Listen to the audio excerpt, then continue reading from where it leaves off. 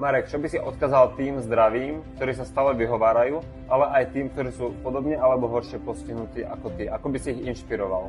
Povzbudil by som ich a odkázal by som im to, že čo môžu robiť pre svoje zdravie, nech to robia a s veľkým nadšením. Wow, si krásny človek, ďakujeme za tieto slova. Verím, že bol pre vás tento rozhovor inšpiratívny a že vám dodá silu.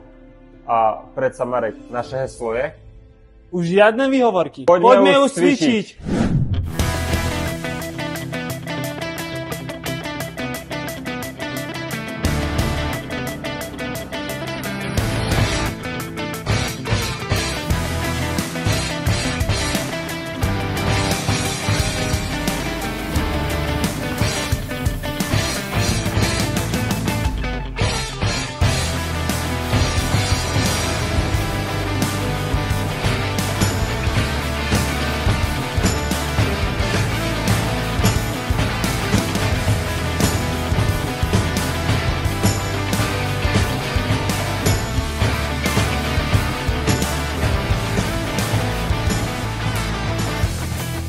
No čo, odmakané? Jasné, vidíme sa na budúce. Teším sa. A ja.